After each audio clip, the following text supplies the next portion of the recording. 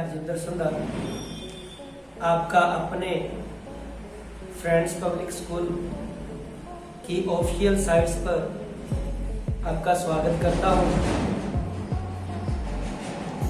और मैं आज आपको एक मोटिवेशनल कहानी सुनाने जा रहा हूं, जिसको ये कहानी पसंद आए तो लाइक करें और चैनल को भी सब्सक्राइब करें और ज़्यादा से ज़्यादा शेयर करें। तो एक बार क्या होता है, एक परिवार होता है। उस परिवार के अंदर क्या होता है, एक पिता, माता और उनके 4 बच्चे। उनके 4 बच्चों में से जो चौथा बच्चा होता है वो घर में सबसे छोटा होता है। सबसे छोटा होता है और वो घर से क्या है, सारा दिन बाहर ही रहता है और घर को किसी भी प्रकार की बात का पता नहीं चलने देता कि मैं क्या करता हूँ क्या नहीं। सिर्फ घरकों के सामने वो क्या होता है, एक आवारा होता है।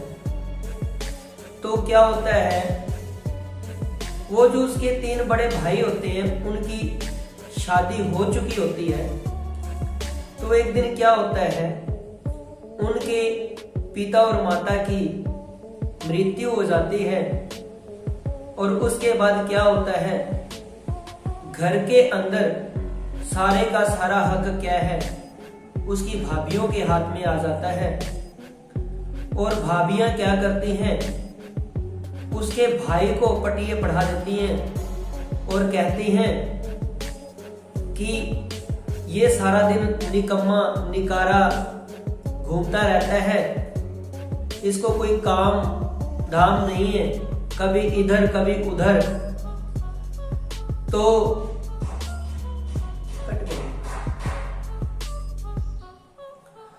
क्या होता है, अब जैसे ही पट्टी पढ़ाई जाती है कि इसको क्यों ना घर से बाहर निकाल दिया जाए, जो खर्चा हम इसके ऊपर कर रहे हैं वो खर्चा हम अपने बच्चों के ऊपर करेंगे, उनको अच्छी शिक्षा दिलाएंगे, बल्कि इस निकम्मे के ऊपर न खर्च करने की वजह ये बताइए। तो क्या होता है, उनके भाई अपनी बीवियों के चक्कर में उस जाल में आ जाते हैं और क्या करते हैं, अपने भाई को खरी खोटी सुना के घर से बाहर निकाल देते हैं। वो भाई भी क्या है, जो छोटा बच्चा है वो घर से निकल जाता है। और उसने क्या किया होता है, घर तो बताया नहीं होता कि मैंने कहां तक पढ़ाई की है। उसने जहां तक भी पढ़ाई की थी उसके जितने भी डॉक्यूमेंट थे वो सब कहीं और छुपा के रखे हुए थे। जब उसको घर से निकाल दिया जाता है तो वो क्या करता है, सबसे पहले उन डॉक्यूमेंट्स को उठाता है और सड़कों पे भटकता रहता है। अब खाली पेट है, खाने को कुछ है नहीं, घर से कुछ मिला नहीं, वही कपड़े पहने हुए। तो क्या होता है, जब पेट में किसी प्रकार का कोई निवाला नहीं होगा तो शरीर में जान नहीं रहेगी। जब जान नहीं रहेगी तो वो चल भी नहीं पाएगा। तो कमजोरी की वजह से वो कभी इधर गिरता है, कभी उधर गिरता है, कपड़े फट जाते हैं, मटमैले रंग के हो जाते हैं। तो उसके हालात काफी खराब हो जाते हैं। लेकिन एक दिन क्या होता है, वो कहीं फुटपाथ पे पड़ा हुआ होता है। तो क्या होता है, अचानक से वहां से एक अखबार वाला निकलता है। उसकी नजर उस अखबार वाले के ऊपर पड़ती है कि मैं क्यों ना कि अखबार का काम शुरू कर लूं। अब उसने सोचा भी अखबार का काम तो शुरू कर लूं, लेकिन मेरे को अखबार देगा कौन, मेरे पास जब कुछ है ही नहीं, सिर्फ ये डॉक्यूमेंट है, इसके अलावा कोई चीज नहीं है। तो उसने दिमाग लगाया, क्यों ना जहां अखबार सेंटर होता है वहां जाया जाए और एडिटर साहब से मिला जाए। तो वो पता करते करते करते उसका एड्रेस ढूंढते हुए वहां तक पहुंच जाता है। तो वहां क्या होता है, जो दफ्तर है उस दफ्तर के आगे क्या होता है, गार्ड खड़ा होता है। तो वो गार्ड क्या काम करता है, आपको पता है, सुरक्षा का काम करता है। किसी अजनबी को तो अंदर जाने नहीं देगा। तो वो जो बच्चा है भद्दे तरीके से वो बड़ा हुआ है, अब ना तो उसके कपड़े ढंग के हैं, भूखा प्यासा, रंग रूप बिगड़ा हुआ है। तो वो गार्ड से क्या कहता है कि मेरे को अंदर जाने दो और एडिटर साहब से मिलने दो। वो गार्ड जो है वो उसको बोलता है तेरे को ऐसे कैसे अंदर जाने दूं, तेरा हाल देख है, पहले अपने आप को देख। वो कहता है ये देखो जी मेरे डॉक्यूमेंट में पढ़ा लिखा हूं, मेरी ये मुसीबत है कि मेरे को घर से निकाल दिया गया है, मैंने सिर्फ एडिटर साहब से बात करनी है और कुछ नहीं। तो वो बच्चा काफी जिद करता है, तो गार्ड उसको अंदर नहीं जाने देता। कुदरती क्या होता है, वो एडिटर साहब क्या है, कुदरती ऑफिस से बाहर आ रहे होते, तो उसके कानों तक क्या है उस बच्चे की आवाज पहुंच जाती है और बच्चे को देखते हुए वो बच्चे के पास आता है। तो बच्चा एडिटर साहब उस बच्चे से बोलता है हाँ बेटा क्या काम है। वो कहता है जी आप मेरे को ना अखबार दे दो और मैं अखबार के बदले में आपसे रुपए नहीं चाहता, बल्कि मेरे को सिर्फ 2 वक्त का खाना दे देना, और ये मेरे डॉक्यूमेंट है और ये देखो मैं इतना पढ़ा हूं। तो वो भी +2 पास था। तो उसने क्या किया, एडिटर साहब को बोला भी सिर्फ मेरे को क्या है 2 वक्त का खाना दे देना और मैं आपके अखबार भेज दूंगा। वो कहता है अगर आपको मेरे पे विश्वास नहीं है ना तो आप एक काम करो, मेरे को फर्स्ट टाइम 30 अखबार यानी कि 30 अखबार दे दो, न्यूज़पेपर दे दो, मैं वो बेच आऊंगा। अगर बेच आऊं तो आप मेरे को रख लेना, नहीं बेच पाया तो आप मेरे को मत रखना। तो एडिटर साहब को विश्वास हो जाता है। सबसे पहले वो क्या करता है, उसको कहता है नहलाता है, धुलाता है, कपड़े पहनाता है, अच्छा बनाता है उसको। फिर क्या करता है एडिटर साहब, उसको 30 की बजाय 50 अखबार दे देता है। तो वो क्या करता है, बेच आता है, 50 के 50 अखबार बेच आया। और क्या हुआ, बेचने के बाद जब 50 अखबार उसने बेच दिए तो आया, उन्होंने उन 50 अखबारों की जो कमाई थी वो एडिटर साहब को दे दी। एडिटर साहब ने क्या किया, 50 की बजाय क्या है 100 अखबारें दे दी, वो 100 बेच आया। ऐसे करते करते करते करते क्या हुआ, अखबारें जो थी उनकी काउंटिंग बढ़ती गई और वो बेचता चला गया। एक दिन क्या हुआ, उसने ऐसा मुकाम हासिल किया कि आज तक इतनी अखबारें किसी ने नहीं बेची होगी जितनी अखबारें उसने बेच दी। आज उसने वो मुकाम हासिल कर लिया कि इतनी अखबारें किसी ने नहीं बेची जितनी उसने बेच दी। तो आज जब उसने इतनी अखबारें बेच दी तो टारगेट बहुत बड़ा था।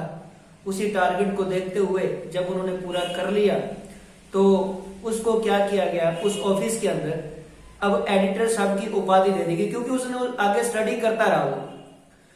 तो उसने फिर एक दिन ऑफिस में बैठे बैठे सोचा कि ऐसे कितने बच्चे होंगे जिनको घर से निकाल दिया जाता होगा।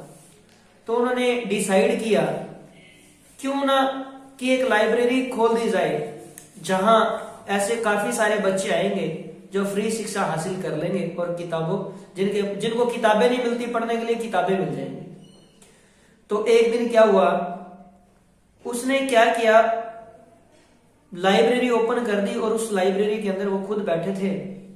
तो एक दिन उसके भाई भाभियां और बच्चे वहां से गुजर रहे थे।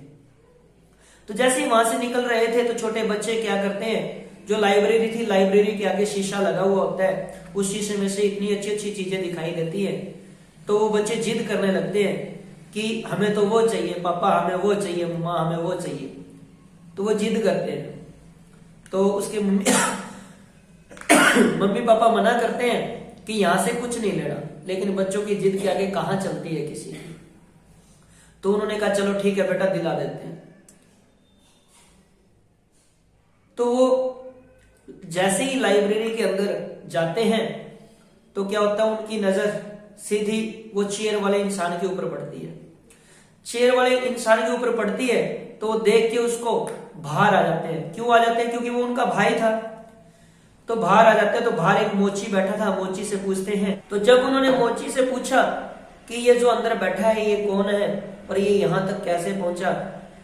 तो मोची ने बताया कि इसके भाई और भाभीियों ने इसको घर से निकाल दिया था और ये दर दर की ठोकरें खाने लगा उसके बाद, लेकिन इसके भाई भाभीियों को ये नहीं पता था कि ये पढ़ा हुआ है। तो इसने बड़ी मशक्कत के साथ एक काम सोचा। उस काम के अंदर क्या था कि इसने अखबार बेचने का निर्णय लिया। तो एडिटर साहब से बात की और इसने अपने काम पर खरा उतरते हुए ईमानदारी से किया और ये एक महान व्यक्ति बन गया और आज इस ऊंचाई तक पहुंच गया। और ये सामने जो कोठियां हैं ये इसकी हैं, ये कार जो गाड़ियां खड़ी हैं ये भी इसकी हैं। तो जब उन्होंने ये बात सुनी तो उन्हीं भाई और भाभीियों ने कहा वो हम ही हैं जिन्होंने इसको घर से बाहर निकाला था। ये समझकर ये एक खोटा सिक्का है, जो खर्च इस पे करना है वो हम अपने बच्चों पे करेंगे।